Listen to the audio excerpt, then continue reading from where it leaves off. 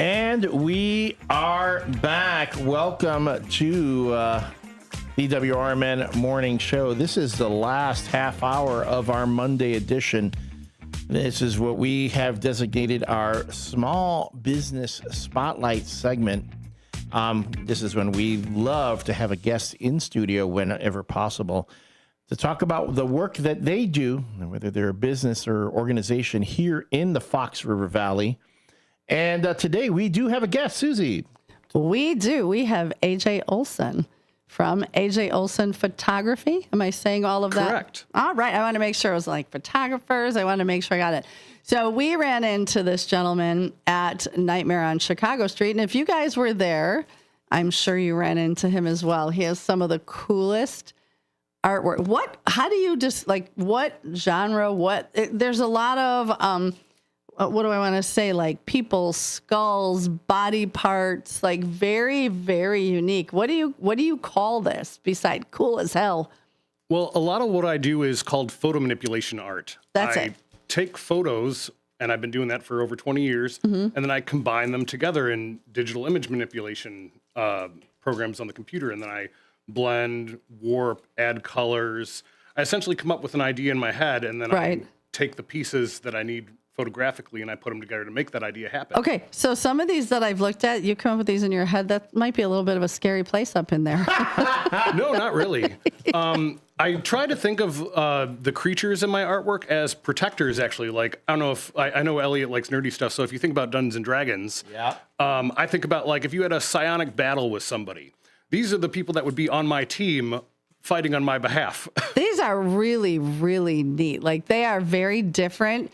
They're very unique. I'm pretty sure I've met this gal at a bar somewhere. Yeah, you can see that. Yeah. Yeah. You had a big booth. You were just, when we went by, there were just so many people there with you, and it was very cool to see. So, you said 20 years, but how did you get started in art? Like, what got you, like, you know? I've had an interest in art ever since I was very little, probably when I was like 5 or 6. Okay. My brother Todd likes to think that he first knew that I had to do art where I used to attend board meetings with my father, who used to be on District U46. Okay. He's retired now. He's in his late 80s. But I used to do drawings of characters like Wolverine or other types of comic superheroes like that. And I would also draw skeletons on the back of these characters that when you would hold them up to the light, they'd be like X-ray art. And then that super impressed my brother. He's like, you should do art all the time. But I think it even stems earlier than that, because I remember when I was in preschool, there was a kid that drew happy faces that get praises from the teacher. And I'm like, that's all I got to do is draw 2 lines and a smile and I can get praise. Yeah, and yeah. I think that's what started my interest in art. And then I looked at a lot of metal album covers as a kid, watched lots of comic books, cartoon shows, horror movies. I watched all 3 Hellraiser movies at a really young age. So all the Cenobites and stuff like that, that kind of stuff speaks to me. I remember seeing like the Jane's Addiction, Nothing Shocking album cover with the conjoined twins with the flaming heads. So all that stuff's really cool to me. Nice. So you started doing art. I'm going to just geek out on some of these. What was the very first piece you sold? Like what did it look like and how did you feel when you sold it? I think the first piece of art I've ever sold, I remember in high school, it was a watercolor painting that I did, but I mostly did it dry brush against the teachers advising, because they're like, oh, well, you should use more water. And I was doing mostly dry brush, and watercolor paint's expensive. So I painted this scene of a cliff reminiscent of like the Lion King, where there's like a creature throwing another creature, like instead of holding them up, it's throwing them into like a pit into hell. Okay. And then they're getting sucked in, and it had lots of cool colors. And it was bright and vibrant, but also dark and spooky. Yeah, yeah. So, and you sold it. Did you think like, oh my gosh, this is it? I sold a piece of art. Like, this is what I always want to do no matter what. I mean, I kind of have like a manifest destiny thing where if I believe it's going to happen, it's going to happen. So I'm like, I'm going to sell a piece of art. It's just a matter of when. Right. And then I'm just going to keep doing it. Because like ever since I was little, like when they're like, oh, what do you want to be when you grow up? And I'm like, graphic designer or artist. And then it's just always been that way. And then I just think, what does a graphic designer and artist do? And then I keep doing those things. And here I am. I'm on the radio today. I know. How cool is this? Yeah, I know Elliot was showing some of your stuff. Like, it's like, So what are some of your favorite? I mean, obviously there's skulls and body parts and things like like you're sitting around, you go, I got an idea. Like, well, where did those come from? Some of it stems from either watching, like, again, horror movies or shows, or I'll have like a really weird dream where I'll picture some amalgam of, things that I've seen mixed together, or it could even come from listening to music. Like I listen to a lot of like metal bands like Judas Priest, Tool, stuff like that. And then like certain songs might inspire me and I'll get visuals in my head. Like instead of just watching a music video, I'll make a music video in my head and be like, oh, I can picture some really cool creature, to You're that song. so creative. Yeah. I love it. I am not that creative. Not even close. I love that. That's It's so just like any interesting. other skill. The more you do anything, the better you get at it. Okay. So we started talking about, you getting inspired. So now you're sitting there, you have this like music video going on in your head. You kind of have an idea. What do you do next? Then I'll probably start making some sketches about what I want to make. And then I'll start making essentially like a shot list of things that I need to collect to create that vision in my head. So I'll be like, okay, I need to photograph an arm this way, a leg this way, a face this way. Because a lot of times when you're making composites like these, the biggest thing that suspends a person's disbelief and makes them go, oh, that looks really cool and real, is that the shadows need to match. So like if you were to just take images off of Google, let's say, which I wouldn't recommend, the lighting's going to be different, the shadow's going to be different. So I photograph everything with the intent to composite them together. So I know that all the shadows need to be cast from the left, or all the shadows need to be cast from the right. They need to have the same colors, things like that. Like there's some pieces in there where I would even photograph Play-Doh that I sculpted with marbles embedded in it, the same way that I would photograph the subject. So that way when I piece them together and color correct them, it matches perfectly. Brilliant. Absolutely brilliant. I would not have, again, but I'm not that creative. So not even close. Some of these pictures are just insane. Like, where's the one? I'm sure Elliot showed a bunch of them. Yeah, I had to make sure I showed the ones that didn't have boobs. Well, I don't necessarily think it's a boob. Well, it's YouTube, but still. Yeah. Yeah. It's okay. And I like this one here. This one here is. Yeah, with that one, I also do drawing and painting. I've done almost every single type of art that you can think of. Like I've done drawing, painting, sculpting. I dabbled in stained glass. I even took a class on radio once. Really? So if it's creative, I tried doing it at least once.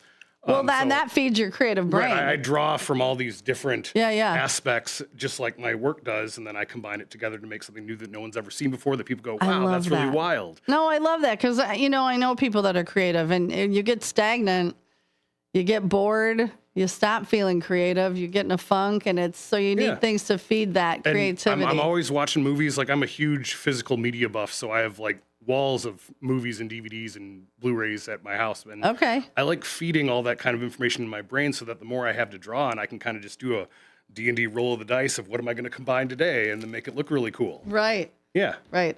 This is super impressive. This one evokes like it's like a really like out there, like if Kang and Kodos from The Simpsons. I'm glad you recognize that because I did watch The Simpsons a lot growing up, and I recently put that on a skateboard that I designed also.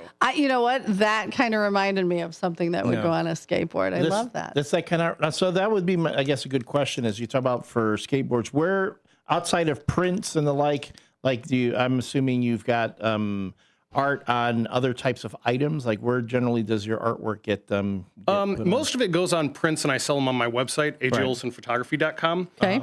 But I've made things for friends. I've done band album art. I've done music videos for bands before. Basically, if somebody wants something cool and I can print on it, I can make it happen. So, Are you listening, people? Are you listening? That is very cool. Mugs, you name it, T-shirts, anything. T-shirts, if it can be printed on, I can put art on it. Okay. If there's a template for it, I can also design it to fit that template. So there's one question. It's kind of a hot topic, and I don't know if you're going to react to this, but I mean, go for it. The challenge right now, I don't know how you feel about this. Challenge right now, a lot of artists are running into is that now you've got companies that have decided to go with AI for their designs or stuff like that. What kind of a headwind have you been encountering with that right now? I am very aware of the politicalness of that topic in the artist community, and there's a great divide between artists as far as if it should be used or should it not be used. I'm kind of in a gray area when it comes to that, where I personally don't like the idea of making complete works of art from scratch using AI, because part of the fun thing about making art is the making it. That's why we do it. We express ourselves.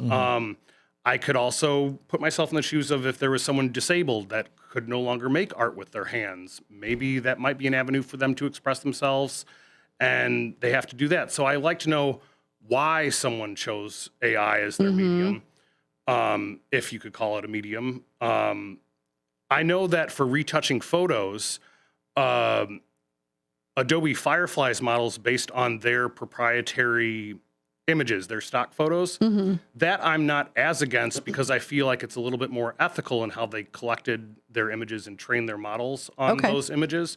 So, for example, if you were retouching a photo and you had this great nature photo and a person standing in front of a tree, and you just could not get that person to not stand in front of that tree, with tools like the generative fill tool, which is an AI tool in Photoshop, you can make a selection around that person, and then you can right-click, click generative fill, and it will fill in the space that that person was occupying with tree bark that is AI generated, but it's looking at the information in that photo to fill that space with tree bark that is based on your tree bark. And yes, you could do that by hand, but then I would argue that art is also supposed to be fun.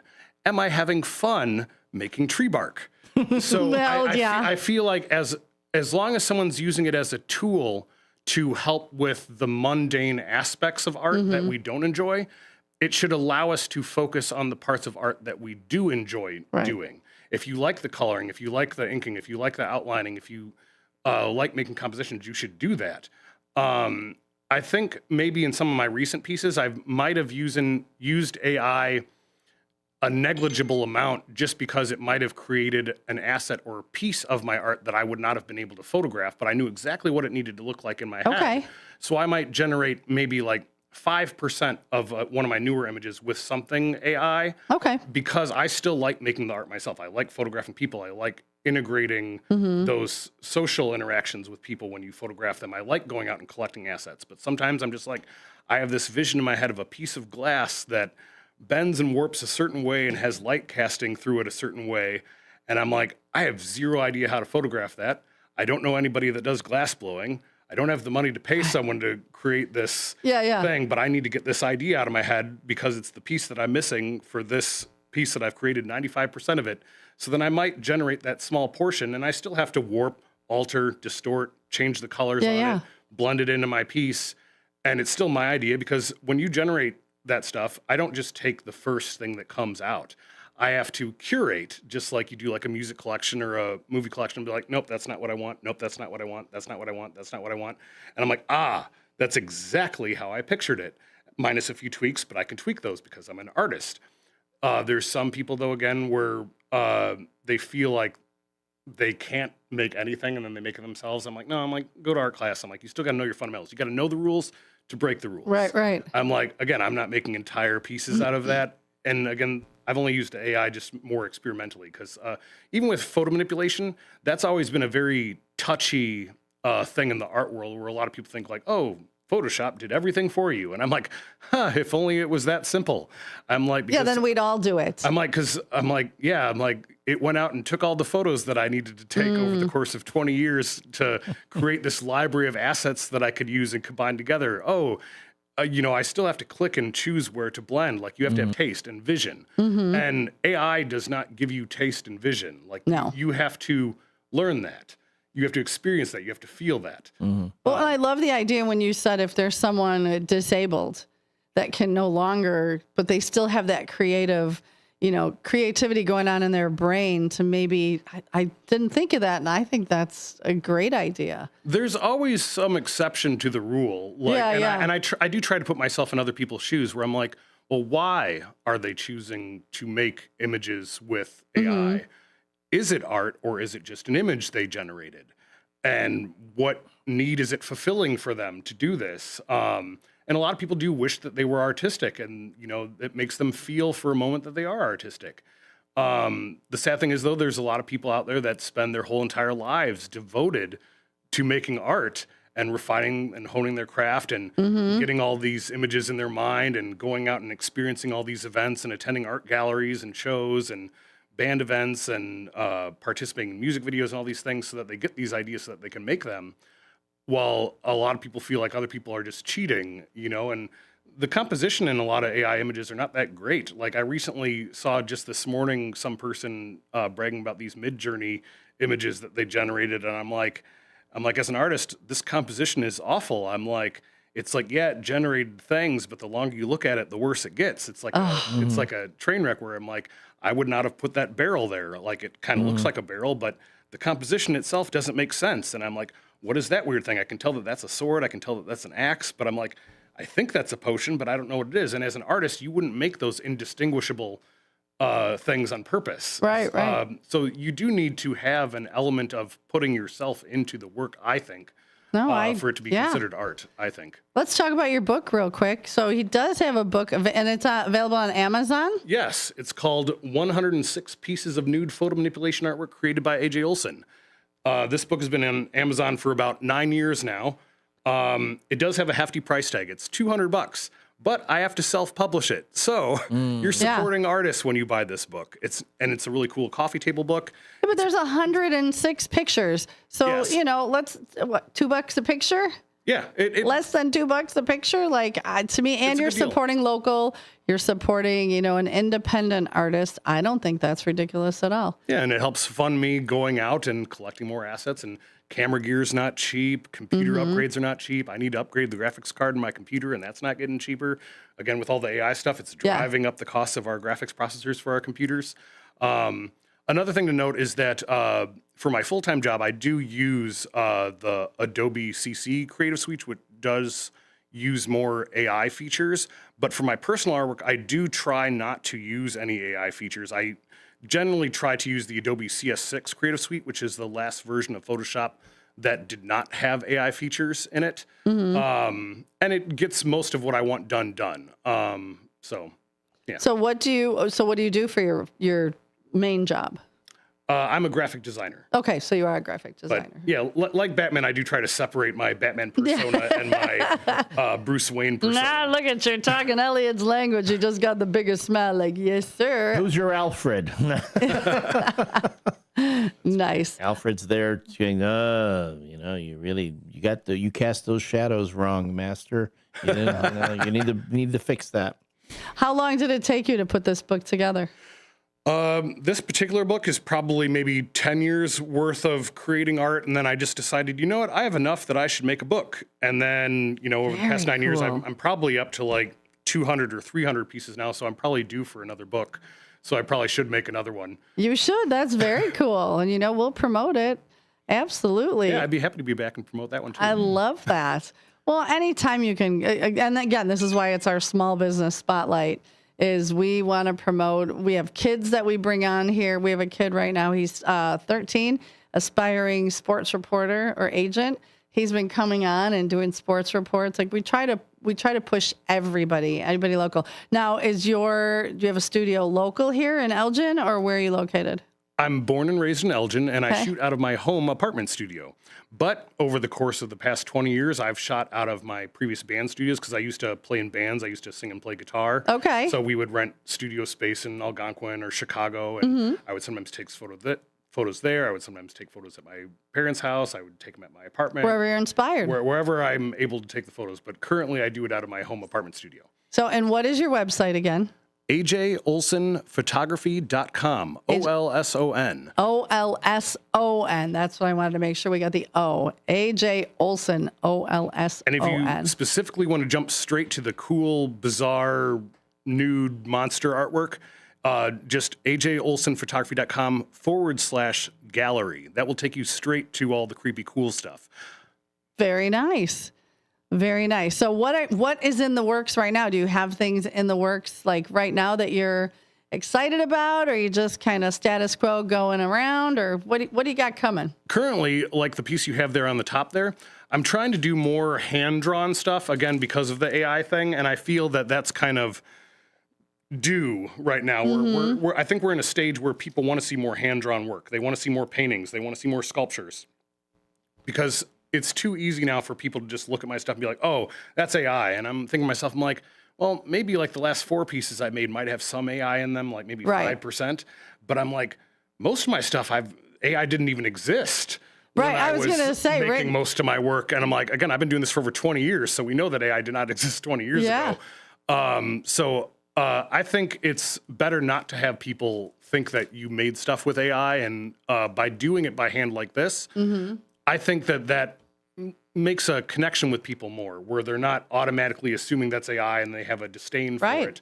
It makes people feel like it's more within reach, more within grasp, because when people feel like they might be able to do that themselves, it's more inspiring. It makes them want to go try art. How long did this picture take you to draw? That one was originally a pencil sketch, and I think I drew that pencil sketch over the course of an entire day. I carried a notebook around with me, like a drawing notebook with pens and pencils, and I kind of ran errands with my fiance, and I'm just drawing in the car while she's driving around doing stuff, and then we'd park somewhere. I'd sip on a coffee and keep drawing You better give her a shout out. Yeah. Vanessa Contreras. Oh. That's my fiance. We've been together 5 years. Yeah. Hi, Vanessa. I made sure he gave you a shout out and didn't forget about you. Yeah. And then I'd say the next day after that, I was just like, you know what, this needs color. And then I did ink lines over my drawing. And then I took a nice photograph of that, brought it into Adobe Illustrator, and I vectorized my ink drawings. And then after that, I colored it by hand in Adobe Illustrator. Well, if you go to the website, it's the green monster with lots of eyes. It's very cool. Again, this is AJ Olson. He is a local artist. Say it again. Photo manipulation. Photo manipulation, correct. Okay, I was like, boy, I don't want to mess it up. Photo manipulation. Go to his website. Check out his stuff. AJ Olson, Olson photography.